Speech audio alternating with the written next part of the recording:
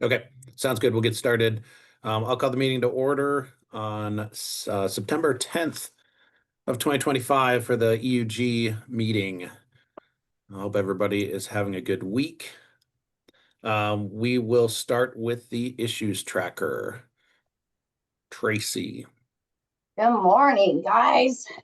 Good morning. Good morning. Let's see if my eyes can view this morning. Make you full screen. So I gathered as many updates this morning as I could on these. And I know I have some folks on the phone from Lumen as well that might be able to help me with some of them. The top one here is AdCom. I know we were trying to replace the DS3 and the tentative date was going to be September 3rd, which was last Wednesday. And what I do not know is if that was successful on the 3rd. And I'm not sure if Jeff or Andrew or anyone knows if that was taken care of or if we have additional items we need to look at. Jeff is on the call.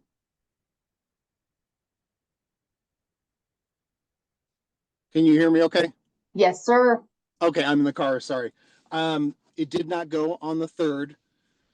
AdCom had some challenges they were working through, and I've got to get with our care manager, Megan, to find out what the next date is. I believe it's going to be next week.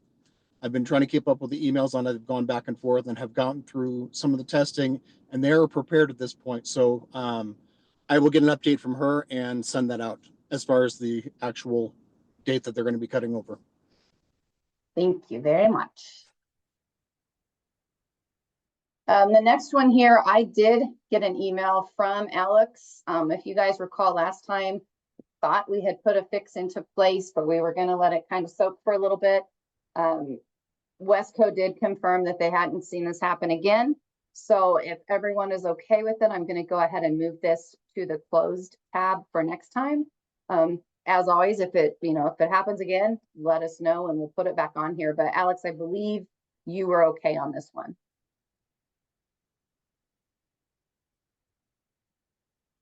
I don't think he's on, but I do have the email that he sent over to Andrew and I. So we will move that. Lita, I did have a question. This was moving into the new building and setting up the circuits. And I know we had some back and forth conversation on when the circuits were tested, and Kimberly had some testing that she wanted to do, some emails from Jeff, suggestions on how to do the testing and reaching out to our NOC. What I don't know is if any of that happened, because I'm not copied on tickets that are opened with the NOC. And I'm looking through here. Usually Kimberly is on. Come on. Yay. Did you get anything done with the NOC? Were there additional questions? Like I said, I know Jeff had sent some emails over. Yeah, this whole thing was incredibly frustrating, and a lot of the questions we asked didn't get answered. We did do our testing and we did it without the NOC. So you can close this ticket. Again, this isn't circuit diversity. We don't have the carrier diversity, sorry. We don't have the other carrier in and active, but we do have the 2 circuits provided by CenturyLink. So this ticket can be closed. Okay.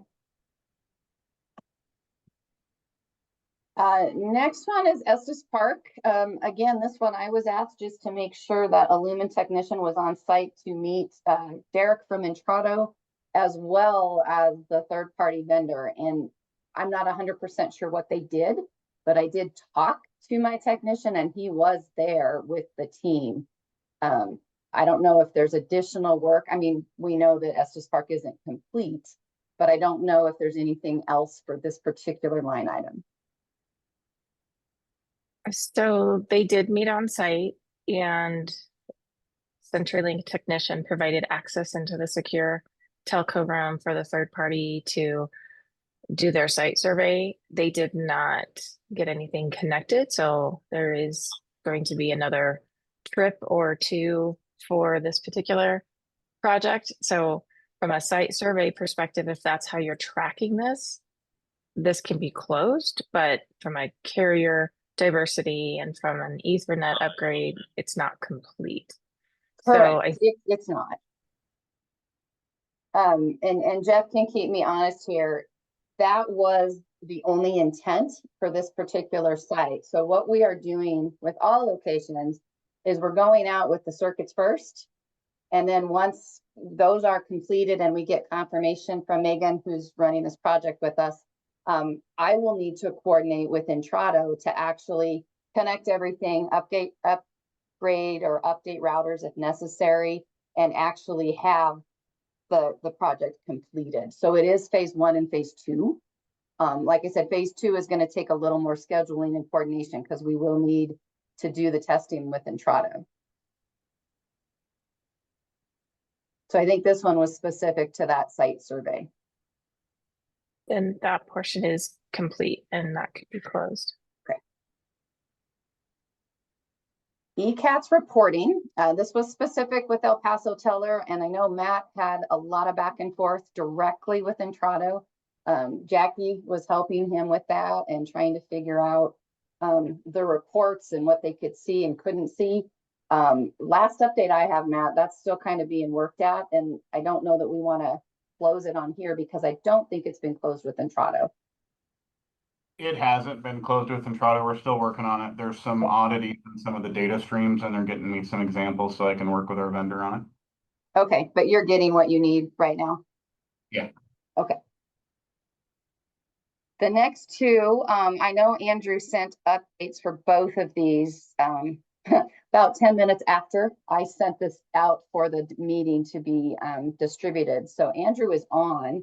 I don't know if you want to just briefly, Andrew, update everyone on the dialable numbers as well as the calls that don't come with usable alley. Yeah. The final list was sent to the Wesco team, so they are deciding what they want to do, if anything, about those. And we are waiting to hear back from the NOC.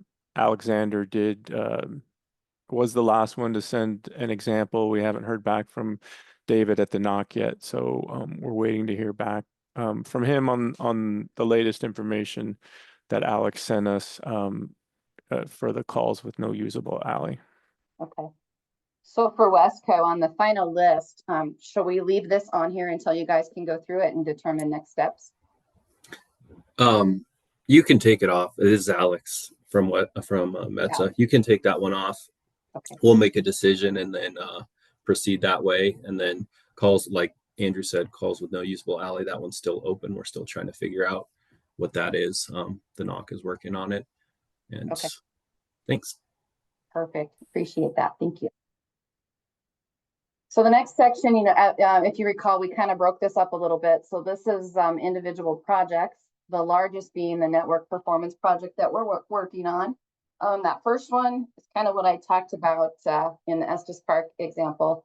This is getting the 2 circuits out to each PSAP. I know a lot of you are getting notifications from Megan, and she's following up with you guys on communication and questions.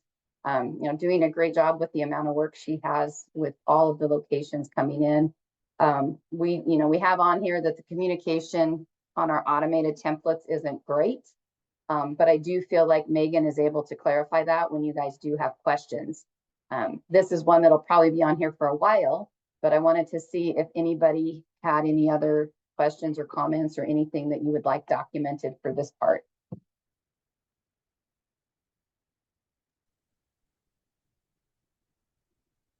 Hey, I've got something to add. I had it on the actual agenda as an item to speak about, but since you brought it up here, I can only speak for my comm center, but we have continuously been challenged by the poor communication, both in the automated notifications and the actual scheduled dates.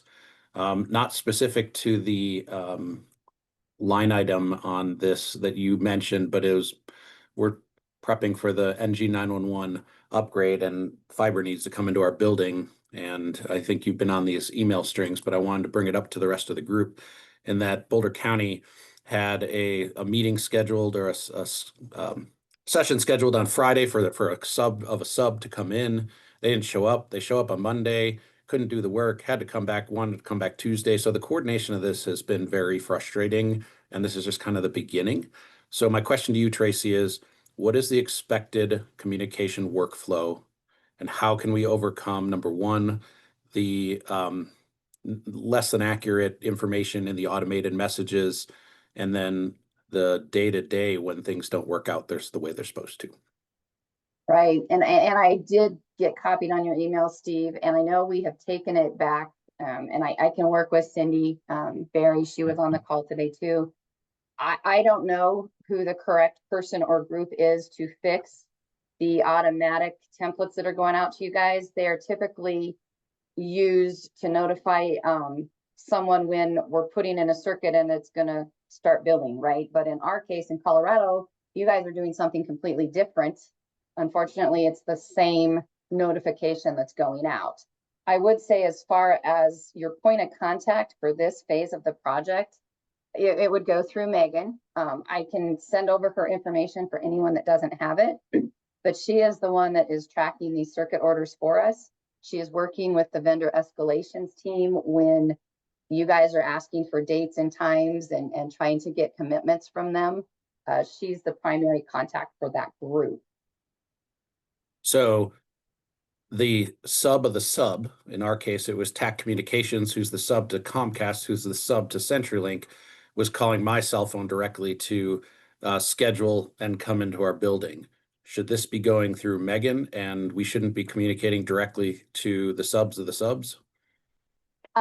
So from what I've experienced, no, that's kind of what the process was. So Lumen uses GTT, who is our third-party vendor that determines who's going to come in to every location, be it Comcast. And if Comcast sends it out, then that's up to Comcast.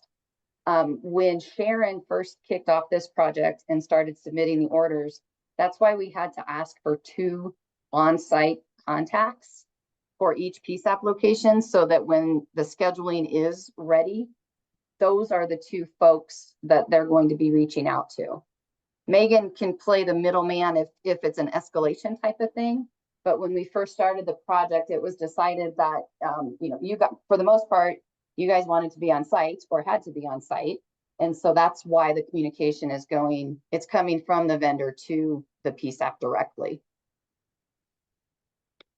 Okay, Yeah, but it's Jeff not accurate. Is my point is it's not accurate. We're booking our calendars based off of a automated notification of when they're going to show up, and then they don't show up, and then they call us directly. The direct phone call is fine, but Yes. it's all over the place with who's calling the person.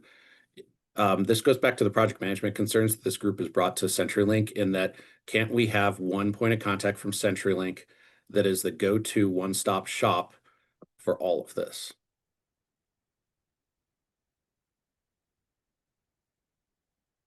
No, I definitely understand. I think that the email notification date is rarely accurate, but the phone call is definitely accurate. I don't know if that's something that, Megan's group or team could be that person for you. I can't speak for that group. I don't know, Jeff or Cindy, if you guys have any ideas. Yeah, we're gonna have to take this back and work on it. I understand and I hear what you guys are asking for. And I'll be frank, Tracy doesn't have that information to be able to give you those calls. So we'll need to take this back to our leadership team and see if there's some changes we can make to get you that point of contact that's got all the information that can facilitate this communication better for you. Because right now, you probably know before Tracy that they've scheduled that install. Well, something needs to change. I'm going to get on to Yeah. Carl and Kimberly. I just want to say something needs to change. If Megan has to be on these calls monthly, that would be great if she's the point of contact instead of having to go back and wait for a response. If you're saying the email is rarely correct, that doesn't help any of us. So, Carl, Right. what you got? I mean, just to follow up on Steve, I think if that's the case, then why even send the email? The reason why I raised up my hand is because I'm kind of disappointed in the lack of diversity for carriers that we received, because it looks like we're going to be Lumen, and everything in our area runs on Lumen, like cell service. So we actually have Comcast as a backup internet provider, and that's saved us in the past, but I'm definitely disappointed that we have no basically carrier diversity, and I'm not even sure what the point of it is if we're not going to have carrier diversity.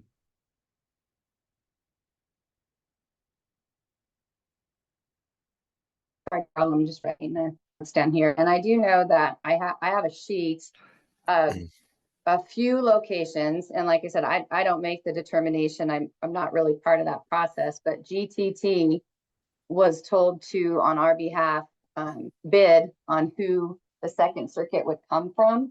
And based on what they received, that's how it was determined. Okay. And in many cases, no one else would bid on it. So it did end up being Lumen Lumen.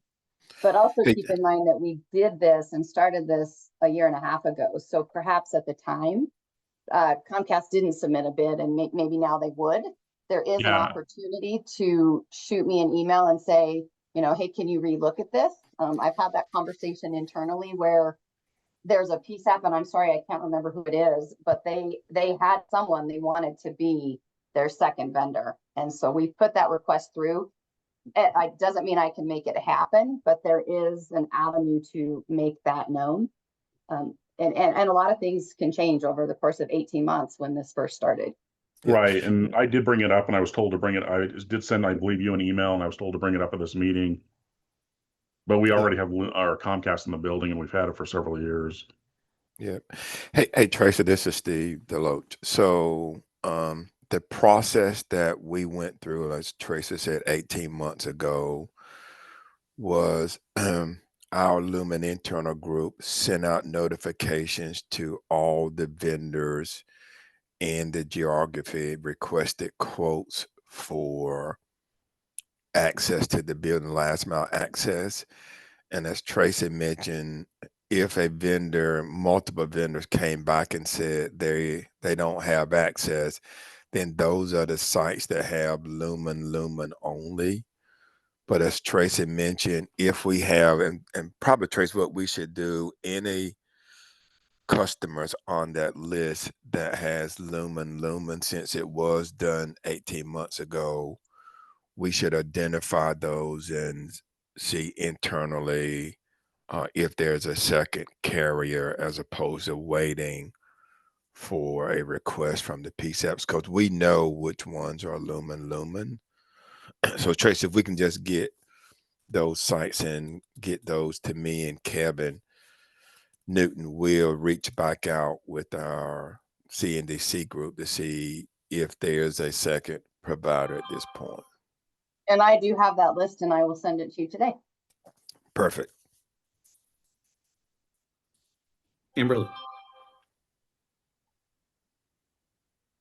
So we're talking about the schedule, and here's just an example.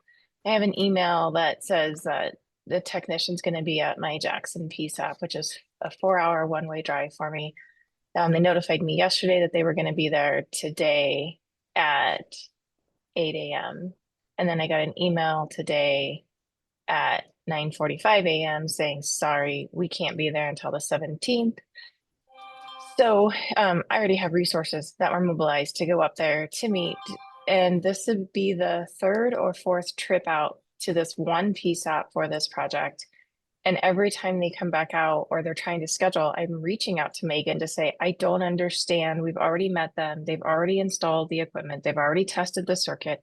What work needs to be completed? So it's that project scope of knowing who's going to be where, when, what are they going to do?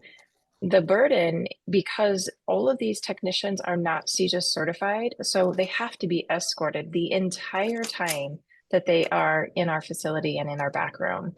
And that's why leadership for CenturyLink, what we're asking is for clear, concise, something that we can rely upon. We know the work, we know who's going to be there, when they're going to be there, and how many trips it's going to take to do this work. Is it a one and done? Can we coordinate better to have one day for 4 hours versus 3 days at 2 hours apiece?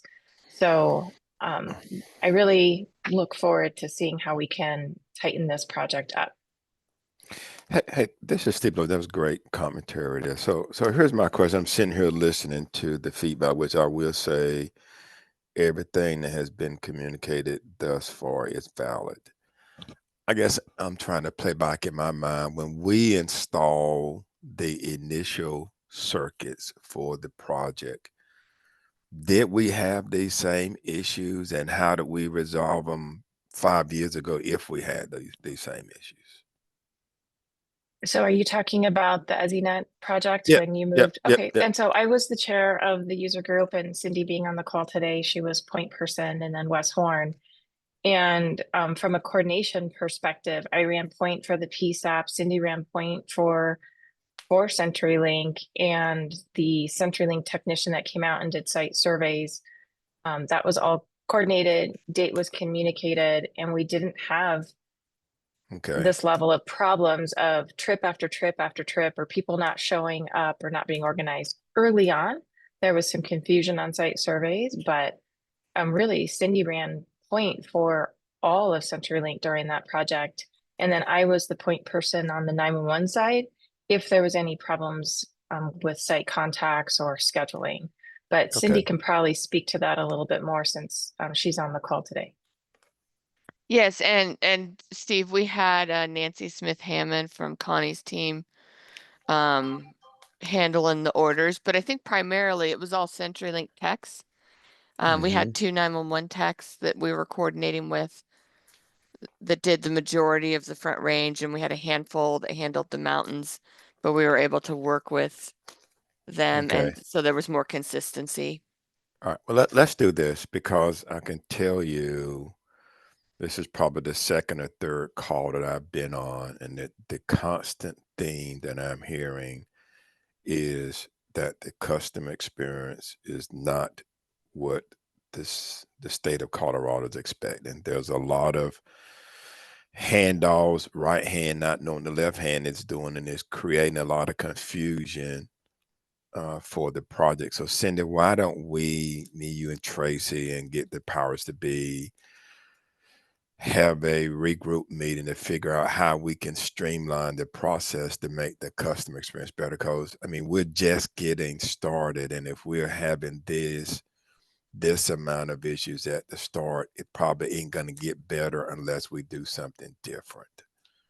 And I don't Absolutely, know and that. I've already been in conversation with my VP today about some of the other concerns that Tracy's raised on Okay. moving some of these projects forward. Yeah. So I'll Yeah. I'll tee that up to him, but just so Yeah. everybody on the phone knows that we're aware Yeah. that things aren't moving the way they need to be, and we're escalating that to our Yeah. executive team. Yeah, to I get think we things just gotta done. do something different, because if not, every time we have one of these calls, it's going to be the same thing, and it would appear that we're not listening to the customer, which we are. We just got to start doing something different. So we're going to have an internal call to figure out how we can make this experience better, because when people counsel and you've allocated resources, and especially if you're having to drive a distance and then they're calling at the last minute counseling, that could be frustrating as well. So let us take it back, have an internal discussion, and see what we can do different to make the customer experience better. Is that fair? Yeah, Steve, I do appreciate that. I think that's the theme, and they are each call. There keeps there's more and more examples. Yeah. You're right. It's just going to get worse. So if you can solve that for us, we would be very grateful. Keep it simple for us. We don't necessarily care what happens on the back end as long as it's That's right. simple on the face for us. Absolutely. Absolutely. And I will say, although we're using third parties to install that last mile, at the end of the day, it's still Lumen, right? I mean, you all purchased a service from Lumen. We, Lumen, decided to subcontract that last mile out to somebody else. So that should not be your issue with a decision that we make. So we'll take it back. We'll figure out how to make it better and do it better. Thanks. Hey, Matt, you're up in the order. What you got? Right on. Thanks. You know, Steve, I find myself just shaking my head. This all seems like basic project management and communications 101. in your breakdown is in your third party and fourth party tiers for the actual installations. But our example here is we get an email or a phone call from a fourth party technician who doesn't even know what the service is for. They just know that they're showing up with 5 minutes of notice to install Ethernet or to install something else. And if they can't describe sufficiently to our satisfaction their purpose, for reasons of physical site security and cybersecurity, they're not getting in the door. Absolutely agree, Matt. Matt, I appreciate that. I actually, in my email string with Tracy, she got a screenshot of the 11 by 17 site survey with pictures and diagrams, but they couldn't explain what they were doing it for. So I'm right there with you. I appreciate that comment very much. Yeah. Chris Stewart. Yeah, I got on late and not to pile on this, but I had a question. When we had a third party charter come out to do a site survey, and then none of these techs know the specs that Lumen wants of how it's supposed to be installed, how it's supposed to be routed into our building, how much power, and then they start asking us all these technical questions. And then I'm getting order confirmations wanting the same information that I can't provide. Are you expecting the customers, the PSAP, to provide this information of how much rack space, how much power, or is that something that CenturyLink is supposed to be defining in your quote process with these vendors saying this is how we want it installed? So from a Lumen perspective, we should know the rack space because we're going to be taking out, putting in. So I'm not sure why they would be asking that piece. The power requirement is a legitimate question, but it should be coming to Lumen so we could be following up to make sure we've got adequate power because we know that normally this 911 stuff is on a dedicated circuit. But my thing is that the power is already there. And normally what we're going to do is reuse. So we're going to, unplug one router. If there's a new router, plug in a new one. And if we're going to be reusing the same router, there isn't a power requirement unless they're talking about power to the NID. So I think once again, that's one of those conversations, Tracy, Cindy, we need to have to make sure we're all on the same page because I can see it truly could get a little confusing when the person is going out to install the circuit has the last mouthpiece has no idea what it's for and start asking a lot of questions that they should be asking of Lumen so we can facilitate getting them those answers.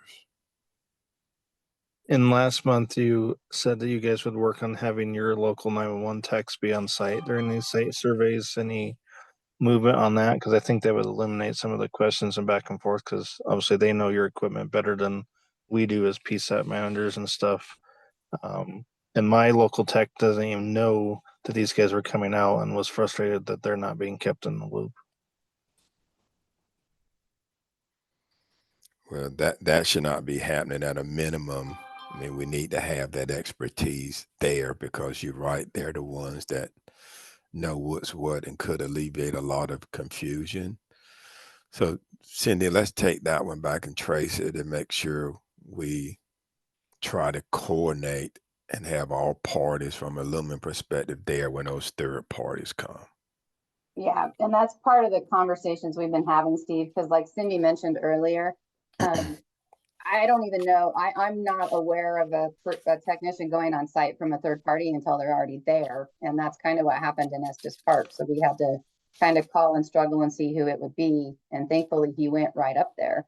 But internally, yes, we need to continue that conversation so that, if I'm aware they're coming, I'm happy to be the point person, but I usually know after the fact.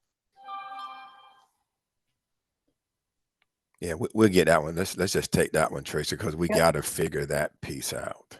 Yep. Andrew? Yeah, just one of the things that came up earlier And I just wanted to throw it out in case folks aren't aware, the state of Colorado has basically a vendor program where the vendor becomes CJIS certified through the state, and the kind of the responsibility falls to the vendor to maintain that kind of status where all of their employees are cleared through that partnership with CBI. We actually have provision, all public safety contracts in the city and county of Denver have to be with vendors who are certified through this state project. So that is another potential avenue that we could take. I don't know if it means adding it to the tariff or as language or what have you, but that is a program that exists that puts the onus of responsibility on the vendors themselves and then removes that kind of concern for all of us.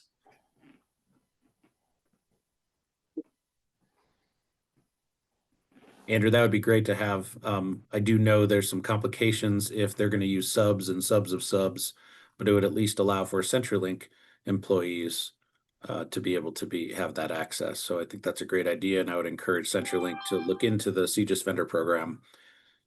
It makes things a lot smoother. Jennifer?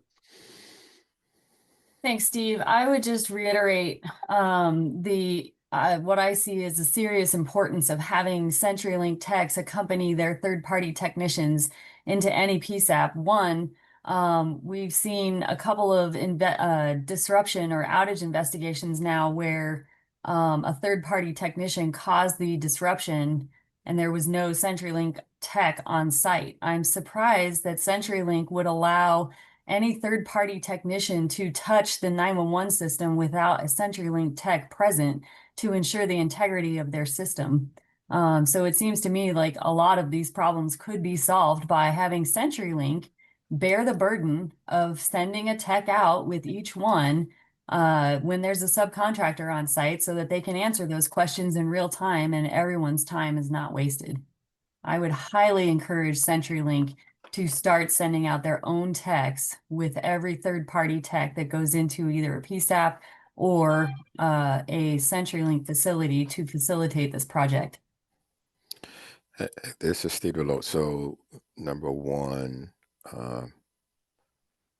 third-party technicians, they should not be touching any 911 gear. So that's a legitimate concern, and is of concern to me because, I mean, you're right, they can go out there, unplug something and cause all kinds of issues. So that's one that we definitely need to get a handle on, because they should not, under no circumstances, should be touching any 911 equipment. And I think agree, but if they don't even know what they're supposed to be doing when they get there and they don't have any specs, it just seems to me like you're setting up a pretty big disaster. Yeah. And normally what's supposed to happen from a Lumen perspective is these third-party companies that we utilize, they're just verifying the access or the connectivity piece. So they're not doing any configuration. And what happens is once they get the circuit installed to the demarc point, they would send Lumen a notification, and then we would coordinate a Lumen resource or third party to do any configuration or installation of equipment. So right now, what these guys are doing is just really validating access to the building to a specific location, and that's the extent of what they're to be doing now. And any respectfully, Steve, I think that they're doing more than that, because after they PSAPs, then the PSAPs are getting notifications by email, hey, this thing is turned up and you're now going to be getting billed. That's not just verifying access. And I don't want to take up any more of Steve's meeting, but I just think that CenturyLink really needs to look at the process. Okay, absolutely. That's a great point. All right, perfect. So Cindy and Tracy, let's take that one, because I mean, that doesn't make sense to me that that's happening. Kimberly, what you got? Yeah, so I'm just circling back here from a security perspective. When Andrew brought up about vendor management, CJIS certification, I do believe there's something in the rules that does require that for CenturyLink, and if CenturyLink technicians were escorting your third party, that would meet those requirements. So I don't know if, I can't recall, don't have my fingers on it, if that's actually called out in our rules or not, but we did put it either in the rules or the tariff. I'll save you time, Kimberly. It's in the tariff. It's in the tariff. Okay. I Thanks. remember having to deal with CJ's qualifications. Yep, because we wanted to make sure all of your techs met that requirement for CGIS vendor management process. And then from a security perspective, Tracy's absolutely right as it pertains to Estes Park and access into these secure telco rooms that may contain just your equipment. So that coordination of having CenturyLink be on point to protect the 911 equipment, but also to provide that access in secure areas that are your telco rooms. All right, thanks. And Matt. Yeah, thank you. Just briefly on that same subject, when this group first started discussing this project, if I remember correctly, the question of CGIS certifications came up, and there's a variety of requirements or limitations in PSAPs around the state. And I thought CenturyLink agreed and sent an email to the group saying, if you have specific requirements, let us know. And CenturyLink was going to track those and then accommodate those requirements or restrictions. Whatever became of that. Matt, I believe that was in the linked survey that we each had to fill out. Yeah. So is CenturyLink still tracking those requirements as submitted by each governing body or PSAP for CGIS and access certification requirements?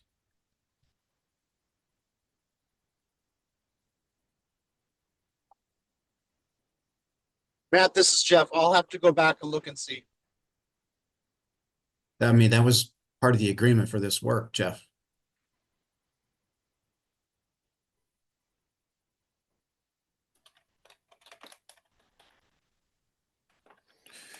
All right. Hey, Cindy, let's take that one also, put it on the list, because that's a legitimate requirement. And I know we had agreed to that. So let's just make sure we are adhering to what we said we was going to do.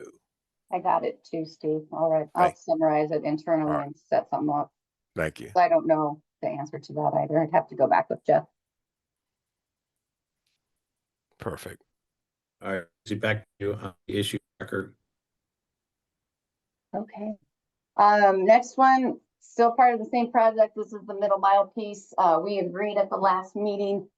This is more regulatory, and it is being tracked in the quarterly requirement that Tressa and Tim Kunkelman send over to you guys. So that's where we had agreed to track that one.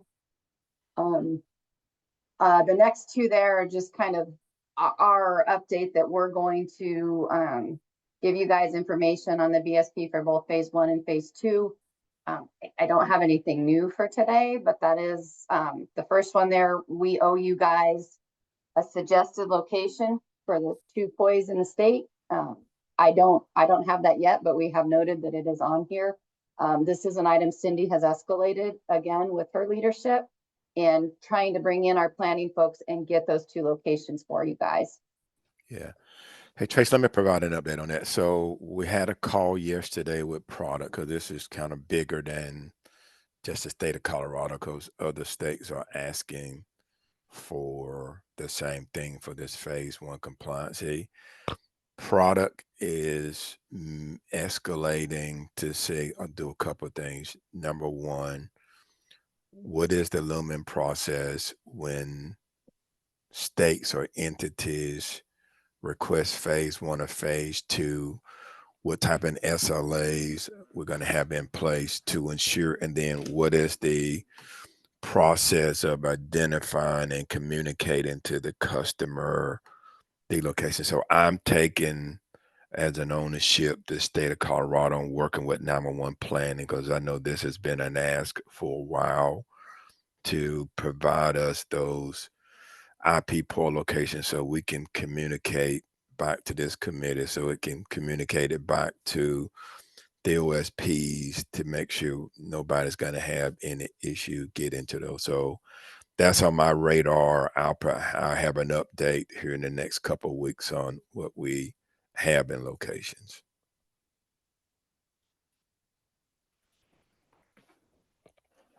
Thank you, Steve. And if it's prior to our next meeting, this tracker goes to the state every week. So if we get it before our next meeting, let's try to put it on here. Okay, perfect. I lost track of where we are. Line 16, I think, the Colorado-Nebraska state line transfers. I got an email from the last one out there that we had to wait for CPE to be updated. That was done and completed. Talked to my counterpart, Angela, in Nebraska, and we are done. So for the Colorado-Nebraska border, those PSAPs are able to do state line transfers. I think I mentioned before, you know, that was Entrado and ESInet. So it was something that was easy for us to start on and finish.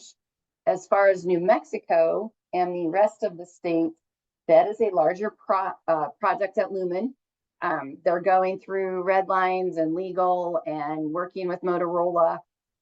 Angela has weekly meetings with Motorola, Cinch, myself, trying to just make sure that we are ready to go when the T's are crossed and the I's are dotted. But New Mexico looks like it will be the next one for Colorado. And then we keep the little ECATS guy on here. We're just continuing, both myself and Entrado, to work with the handful of folks that are left. The majority of the states are taken care of. I know there's a few of you that are working on the spill with Entrado. Entrado's pretty engaged on this one, so providing information as they have it. And again, we're down to, I think I have 10 locations, maybe 9, that we still are trying to get IP information from and get this service out to them. All right, thanks, Tracy. We're going to have a little bit of an ECATS discussion led by Andrew and Jennifer in a second. That's going to be next. But before we do that, Jennifer, you got your hand up. Thanks. I just was going to ask Tracy, was this validated and tested with the bordering PSAPs, the Nebraska thing? I believe so, but I will double check. Okay, can you verify that and leave this on the tracker until next month's meeting to make sure that the testing has been completed and that it's verified to be working? Absolutely. Thanks. Daryl? I had exactly the same question, but also just wanting to know if the PSAPs have been notified that this feature is available to them now. So if we could make sure that that's part of the information brought back to the next meeting, that'd be great. Sure. Kimberly? Tracy, just because I don't recall, where are we at with Colorado and Wyoming? Because we have a lot of calls that we need to transfer back and forth with Wyoming. We are not anywhere closer with Wyoming, unfortunately. Jeff is working on some things in Wyoming. Wyoming is going to be one of the ones that I talked about. It's going to fall into that New Mexico one where we have to have contracts and agreements signed by multiple parties. So as soon as we can get that moving forward and taken care of, I'll call Wyoming out as a separate one. I can take that to the next meeting. We usually meet every Tuesday morning. Again, Angela's leading it for Lumen, but I join the calls just because I want to know what's happening. So let me find out. Thank you. I appreciate it. All right, any other last comments on the issue tracker? All right, I'll close that agenda item by just saying, CenturyLink, I think you heard loud and clear from our group. We're quite frustrated, and I would ask that you come back to the next meeting with solution-based concepts of how these things are going to be managed. We understand and have some grace with it's not an overnight thing, but you've heard this many times. The frustration is getting more and more. So we appreciate you guys going back with your executives and having some solutions for us next month. Next thing, Andrew and Jennifer ECATS discussion. I'm skipping over the logistical coordination because I think we hit that one pretty hard. Number 5. Steve, so sorry, but before we do that, a couple of things under the issues tracker. I just want to make sure CenturyLink's still working on the project management services item with the carbine stuff, and I think we've got people on the call. Is that moving forward, and are those agencies working with CenturyLink? I can help a little bit on that one, guys.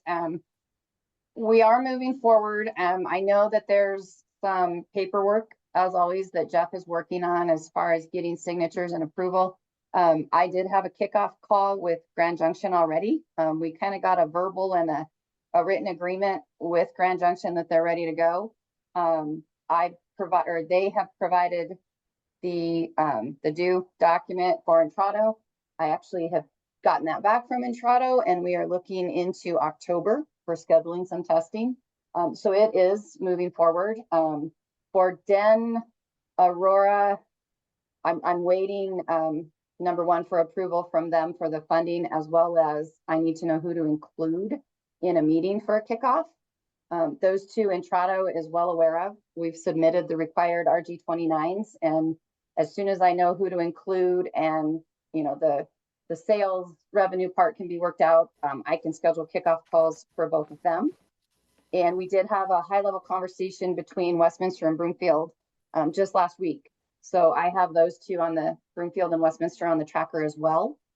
Just waiting for next steps from my sales team, and then as far as who to include on those kickoff calls.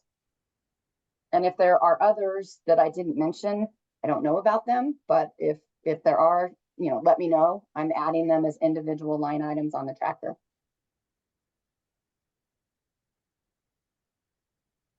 Hey, is there any follow-up from the agencies involved? Yeah, I can provide. So John Wiswall, who's our project manager trying to run this down, sent an email to Jeff Winkleman on September 5th. I believe he got an out of office reply, sent a follow-up based on his out of office to Jim Carlson and Sharon Smith, and that was on the 5th as well. And thus far it's been crickets. So we're ready to go. We just can't get a response. Andrew, this is Jeff. I'm back now. Let me look to see what Sharon had sent over. And tonight when I get into my hotel, I will take a look at that reply. Thank you very much. And then the other thing I wanted to put back on CenturyLink's radar, at one point in one of the meetings, we had talked about needing a list of requirements for call handling equipment systems for compatibility with the next gen 911 core services. I think Steve and maybe Rich and maybe Kevin were working on that list, and I don't want to lose sight of that because I have been contacted by PSAPs who are going out to RFP, and they'd like to have that list to make sure that they include those in their RFP items. Okay, I'll put a note down here. And if we need to touch base on what specifically they're looking for, we can do that outside of the meeting. Yeah, please do, because normally what we've seen in RFPs is just a general statement in there that the CPE must be I3 compliant. And that's kind of a meaningless. I'll talk to you offline. Okay. Well, do you have my telephone number? Sure do. Thank you. Just give me a buzz and we'll chat about it. We'll get you what you need. Thank you. All righty. Okay, sorry about that, Steve. No, that's okay. You can stay on off mute, or Andrew for ECAT's discussion. I don't have much of an update. Entrado sent us a new server to see if that was causing the issues. We have not yet received it, so we're still in a holding pattern here. And to build on Andrew's specific issues, in the course of the communications with Entrado, it became really clear that a lot of our agencies throughout Colorado are having challenges or issues with ECATs. Entrado provided us with a issues list similar to the issues tracker that we are maintaining with CenturyLink. And so I have requested that Entrado and CenturyLink coordinate on getting some of those, or getting that list addressed. Some of those issues are outstanding for over a year. And I just want to reiterate that ECATS was requested by this group as a feature for Colorado PSAPs to be able to have good data to rely on in making decisions such as staffing and other decisions. And at this point, I'm not sure that agencies can really rely on ECATS data until we can be sure that these issues are resolved and that we can be assured that Colorado PSAPs and governing bodies are getting the service that they're paying for with ECATs.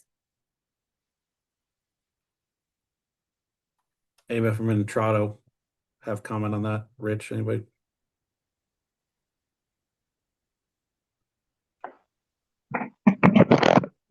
I apologize. I missed the question. So Rich, And this, go ahead, Steve, sorry. no, go for it. Well, I was just saying, this is Tracy. I actually found out about a week and a half ago from the ESInet group that the PSAPs have been opening tickets directly with Entrado for ECATs. And as she just mentioned, some of them have been open for a year without a whole lot of response. So I had my first meeting with the Entrado/ECATs team last week to start to go through some of those issues and just bring them to the attention, because I don't know that they were shared. And we also have, I think, a monthly meeting scheduled that we're going to start attending that I think Entrado attends as well. But I don't know how much play you do with ECATs. Matt. Thank you. I guess I just wanted to point out that the quality of the data in ECATs is also subject to what each PSAP's CHE is outputting to the port that's being read by ECATs, right? ECATs isn't reading ESInet service. ECATs is reading local PSAP CHE data, if I'm understanding this correctly. And so if not every CHE and every PSAP is outputting the same data in the same way, then there may be a question of consistency in what ECATS itself is able to read from those CHE. Hey Matt, this is Steve. So what ECATS is doing for those non-Viper systems per se, they're gathering, capturing that data from the CDR output, which is a NINA standard for that format. Mm-hmm. So whether it's a Vesta, Viper, Zetron, the CDR output should be per the NINA standard, and that's how they're capturing that data. And then what they are able to do is, if it's a Viper, they're able to provide some supplemental data because it's Viper. But from a call count perspective, regardless of what the controller is, the CDR data should be the same for all of them. So there could be some discrepancy, but you're right. Yeah, it should be. I just, you know, it took me a little bit to pick up on this, and I've run into some other folks too, that ECATS isn't reading ESInet traffic, right? It's reading CHE traffic at the PSAP. And if that CDR port is, for whatever reason, not outputting the same data in the same way, then that's something that might need to be considered a factor when somebody's questioning their ECATS data that they're seeing. All right. Hey, Rich, I think you was going to say something. I think it's pertaining to our 3 logs. And well, I agree with both of you, right? There's what should, or what could be happening and what is happening. I know those CAD output, right? A CP can be configured to provide various information depending on the endpoint it's outputting to. So I believe CPE is configurable as to what information it's sharing on that CAD out port, which is what ECATS uses. It should be a standard, but it is also configurable. So I agree with you, Matt, that maybe it's not. Maybe part of the problem is it's not. You know, if we're seeing inconsistency, is that it could be how that CAD out configuration is completed. So I agree with you. Yeah, that's a possibility. That's the point, is that there's an additional vector for what someone might be seeing as a inconsistencies or not what they're expecting in their ECATS data. Michael Berry. I think that's a great point to come back to Jennifer's previous, a previous question and request is, certification or something that we can put in RFPs and hold, if we don't have an Intrado system, hold those vendors to, this is the standard, this is what it needs to look like to make sure it's coordinating and speaking clearly with ECADs. And if we can get something, in writing from you that we can include in the RFP process and the contract process, that would be a huge help. Thanks, Michael. Jackie? Yes, and today, as it is, if there's different CPEs that are gathering different information, it would be really great to have a list of what the CPE should be doing and how it should be doing so that we're more consistent in the state, especially if we're going to look at that data for wireless call volume. Thanks, Jackie. Kathy? Thanks, Steve. Actually, this comment is for Tracy Dillo. You said that you're going to be meeting with Intrado regarding some tickets. So yeah, I have been submitting tickets to Intrado in regards to ECATs because Aurora Communications has been put under the umbrella of the Arapahoe County 911 Authority, and I've been asking from day one for them to be removed. I have made Tina is aware of it as well, but if you're going to be having conversations with them, can you please find out what's going on with this? Because it's crickets for me when I ask. Yes, I absolutely will. And basically, once you guys brought it to my attention that there, because we don't see the tickets, right? So as soon as I found out there were some tickets, I did ask them to schedule a call so we can talk about what's open. So I will make a note of that. Thank you. Mm-hmm. All right, any other comments? Thoughts, questions, concerns? All right, CenturyLink Lumen system performance reports.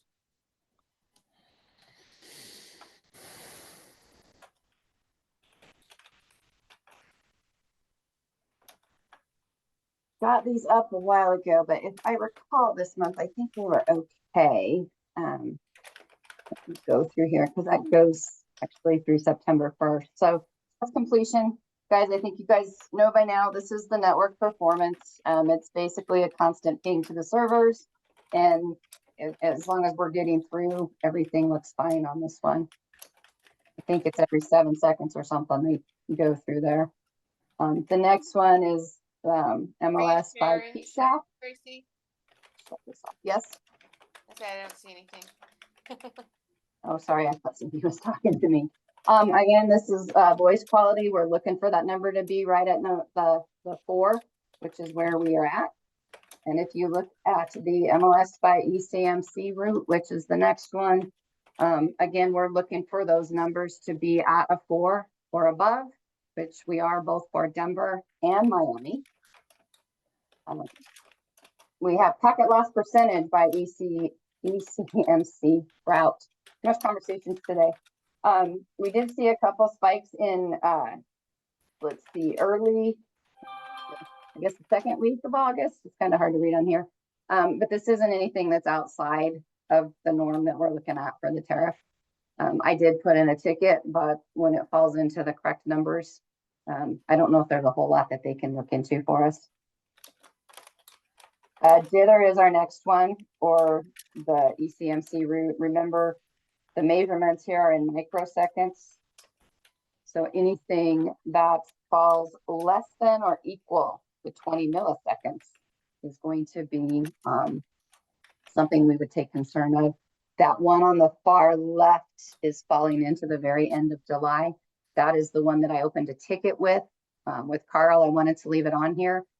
I remember one other time we had this happen, it was due to a firewall issue. I don't know if this is the same. I have not heard back from the NOC yet, so I have this open on mine for July. And I think that is the last chart, at least for this round. All right. Anything else on the performance reports or questions? All right, I'm going to skip around a little bit. Star code discussion, Jennifer. Thanks, Steve. This is a really quick one, but I had a question come in from one of the PSAPs about which star code should they use when transferring to those PSAPs that have multiple star codes. And I didn't know if it was worth starting a discussion in this group to see if we want to, or if we even should bother cleaning up that star code list and maybe paring it down to 1 or possibly 2 star codes per PSAP. There's only a few there's a few agencies in Colorado that have multiple star codes, and that generally has come from consolidation efforts in the way far past. So if nobody else is worried about it, then we can drop that, or if we think it's a worthwhile conversation to have, and I would ask CenturyLink and Intrado's input here as well. Is there anything we want to do about multiple star codes at PSAPs?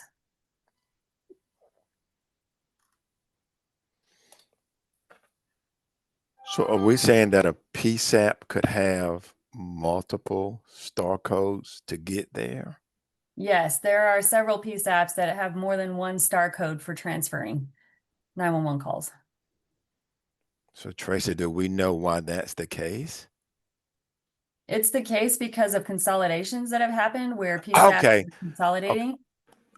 Okay, so a PSAP, Jones PSAP and Henry PSAP were individual PSAPs.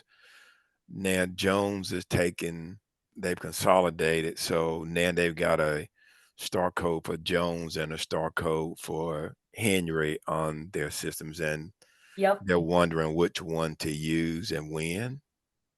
And No, I think other agencies are wondering which one to use and when. Like if you're transferring to GovCom, you've got a list of star codes to pick from. Yeah. And Pickens County has got the same setup right now. We're in the list as, Aspen Communications, and then we consolidated years ago, and we're now picking Communications, but the star code list still has Aspen in there. Yeah. Hey, Tracy, we should be cleaning that up, in all I actuality. mean, we can definitely go through and Yeah. do that. We just want to, we've left them all in place and they all frankly work. Because we didn't want someone to use one of those old ones and not get through. So it would need to be a coordinated project to make sure that everybody removes the ones we're going to take away before we take them away. Right. That's right. That's why I wanted to start the conversation here. Yeah. So we can definitely start a cleanup project and work with the agencies to determine which one they'd prefer to keep as the star code that's used to transfer to them. And then work with how we go about communicating that to everybody and getting rid of the old ones before we actually pull them out of the system. Great. Thank you. Kathy, who would be a good person for me to kind of have a kickoff call for this state, just from the state side? I can pull in the right Lumen people.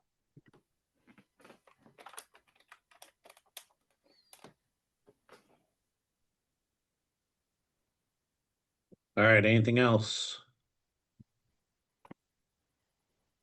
Okay, closing the star code discussion. I'm gonna go quickly to public comment. Is there any public comment? I'm saving the tariff discussion for last, for a reason, and I'll explain that in a second, but any public comment, non-voting members? Okay, tariff discussion is the last one I wanted to get to, partly because I want to have a conversation with the non-CenturyLink and Intrado folks on the line. But before we go into a tariff discussion, I wanted to ask Lumen if there's anything they want to bring to this group. There's a draft of the tariff that's out, and it's been circulating amongst various groups for edits, and Tim's asked for those edits to be sent to him soon. Do you guys have anything from CenturyLink Lumen perspective that you want to speak to on the tariff?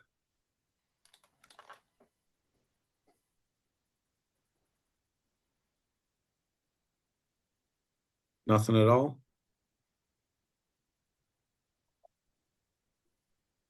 All right. Well, I'm going to pull a little bit of an audible, and I'm going to ask CenturyLink and Intrado folks to step away and disconnect.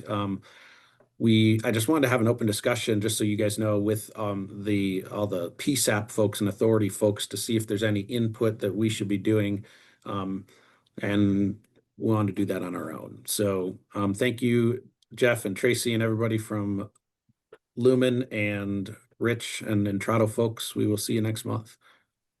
Thank you. Thank you.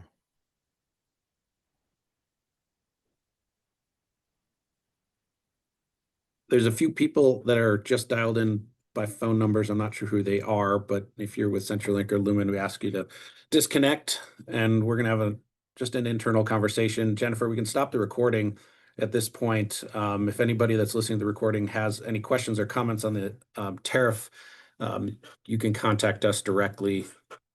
And we just wanted to have an open conversation without them on the phone.